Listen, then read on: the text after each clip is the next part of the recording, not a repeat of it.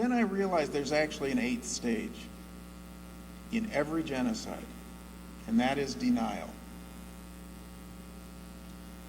Denial is actually a continuation of the genocide.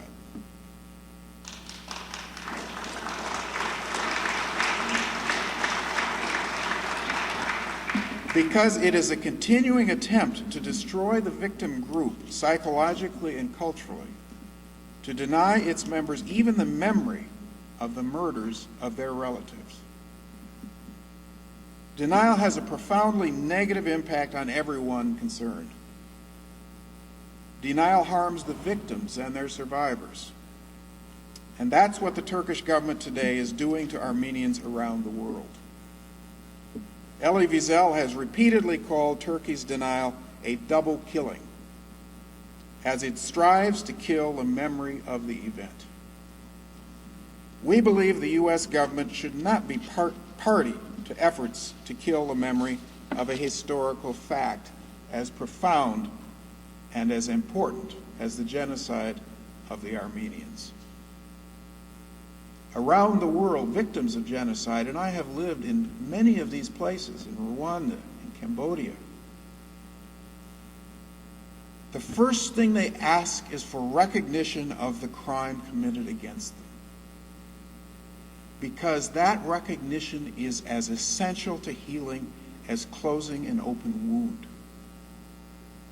Without such healing, the scars harden into hatred that cripples the victim and cries out for revenge. Secondly, denial harms the perpetrators and their successors. Denial harms the Turks. After the Ottoman courts martial of 1918 to 1920, there were no further trials. The killers literally got away with mass murder. With blood on their hands, they just returned to work. But out of that denial grew a Turkish state that denied the existence of all non-Turks within Turkey. Kurds became, quote, mountain Turks. Kurdish schools were closed, and people speaking Kurdish had their tongues cut out. Studies by genocide scholars have proven that the single best predictor of future genocide is denial of a past genocide coupled with impunity for its perpetrators. Genocide deniers, and this is statistically proven by Barbara Harf's work, are 3 times more likely to commit genocide again than any other governments. Now, we should be on guard for Turkish attempts to suppress Kurds today, which continue to this day and recently resulted in an invasion of Iraq, because the genocidal mentality is still alive in Turkey.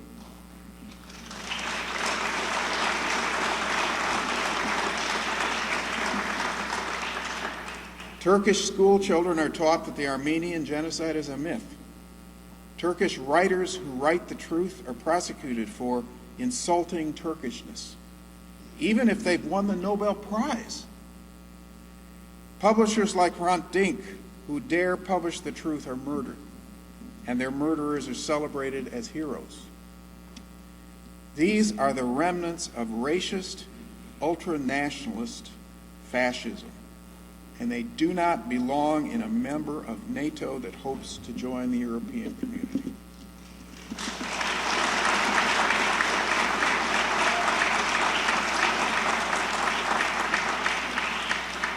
The next step that Turkey must take to become a real democracy is to acknowledge its past.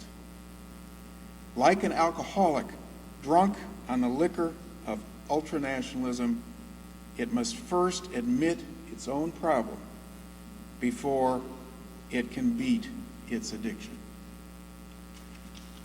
Why, I ask, why should this be so hard? Germany has done it, has become one of the strongest democracies on earth. And the current Turkish government did not commit the Armenian genocide. Why should it not face the truth about the crimes the Ottoman Empire committed over 90 years ago? And third, denial harms the bystanders, the rest of the world. Countries that recognize the truth about the Armenian genocide are considered enemies by Turkish successor regimes. The parliaments of many countries have affirmed the fact of the Armenian genocide in unequivocal terms, and they have proposed congressional resolutions very much like House Resolution 106, which is commemorative, and it's non-binding. And yet the resolution faced opposition from those who fear it would undermine U.S. relations with Turkey. On that account, it's worth noting that despite France's Armenian genocide legislation, which is among the strongest, France and Turkey are now engaged in more bilateral trade than ever before.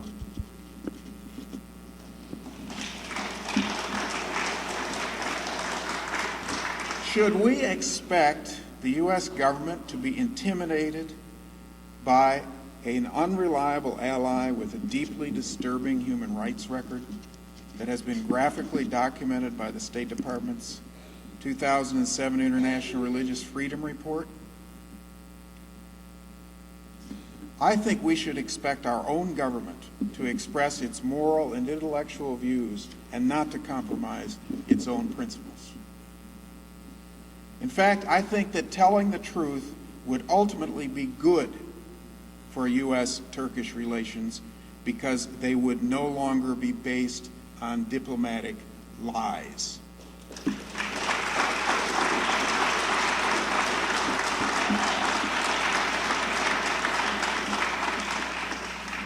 The joint congressional resolution recognizing and commemorating the Armenian genocide will also honor America's extraordinary Foreign Service officers, among them Leslie Davis, Jesse B. Jackson, Oscar Heiser, who often risked their lives rescuing Armenian citizens in 1915. They and others left behind 40,000 pages of reports, now in the National Archives, that document that what happened to the Armenian people was government-planned, systematic extermination. What Raphael Lemkin, who after all was the man who coined the word genocide, used when he created his definition. And finally, denial harms the entire human race. By passing the resolution, the U.S. Congress would be able to pay tribute to America's first international human rights movement. The Foreign Service officers and the prominent individuals like Theodore Roosevelt, Ambassador Henry Morgenthau, Cleveland Dodge, who did so much to help the Armenians, exemplify America's legacy of moral leadership. Now, of course, the State Department did not want Ambassador Morgenthau to tell the truth. My good friend, Senator Moynihan, once told me that an ambassador is one sent abroad to lie for his country.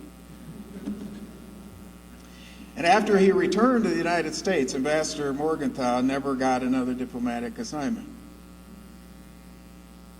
But he inspired his son, Henry Morgenthau Jr., who became FDR's Secretary of the Treasury and was a tireless advocate for Jews, for rescuing Jews during the Holocaust. His legacy lives on.